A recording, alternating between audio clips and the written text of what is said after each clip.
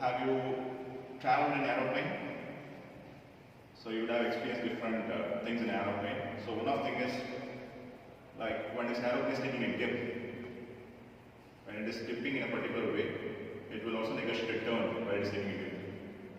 So it's not navigated in a particular way, but when it is taking a dip or up, an aeroplane will naturally take a turn. So it's because of this particular gyroscopic effect. And another thing you would have noticed while taking a ride in a bike.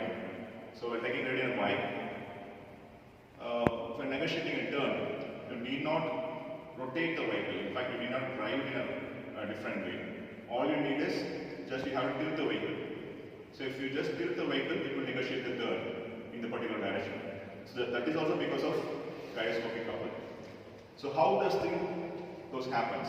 So it's because of gyroscopic couple that we want to see today, right? So let us go into the experiment.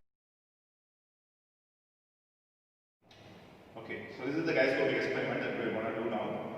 So here we have to understand the axis of the gyroscope, because we have three different axes in this gyroscope, which we are going to see elaborately.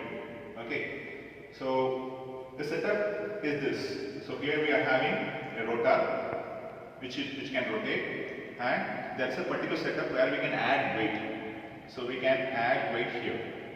Okay, and this whole setup can rotate in this direction. Okay, so if we can see here, there are three axes of rotation. That is, this rotor can rotate, and this particular setup can tilt. Okay, in this way. So it is a kind of rotation, and we have a mutually perpendicular axis where this whole setup can rotate. Okay, so these are named by this way. Like this is the rotor that we can spin. So this is what we call spinning axis, and we can add weight here. So if you are adding weight here, this is producing torque in this direction, right? So this is a couple basically. So this is what we call gyroscopic couple. So this is having the axis here. So this is having the tilt, this is having the rotation here. So this is having the axis in this way. So this is what we call gyroscopic couple.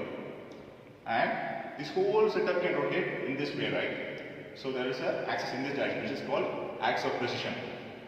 So axis of precision, axis of gyroscopic couple, and axis of spinning in this way. So these three will be mutually perpendicular to each other. So this is regarding the axis in the gyroscopic setup.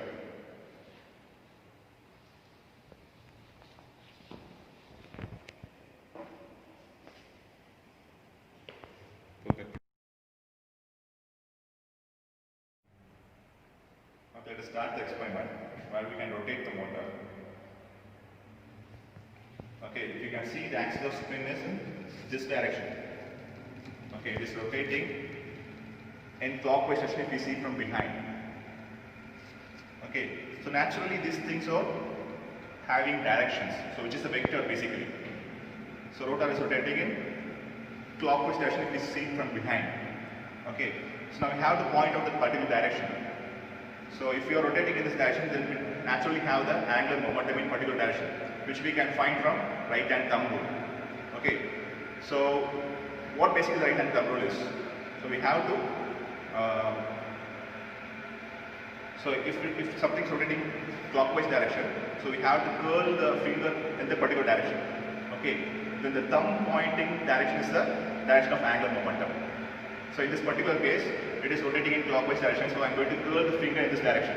Okay, so if I curl the finger in the axis of rotation, then this thumb will point out in this direction. So this is what we call direction of angular momentum.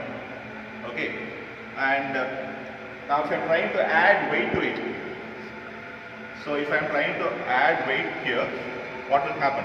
There will be a couple produced in this direction. So that is also acting in clockwise direction for me. So for me it is acting in clockwise direction. So I have to curl the finger in the clockwise direction, right? So I have to curl the finger in the clockwise direction. So the thumb is pointing in this direction.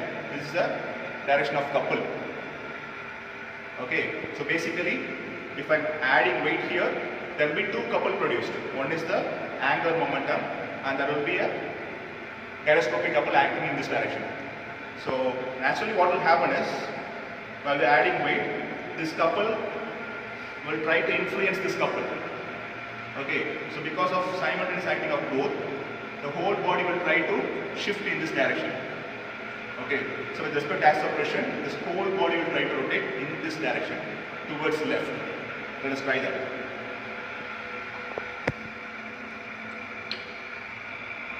See?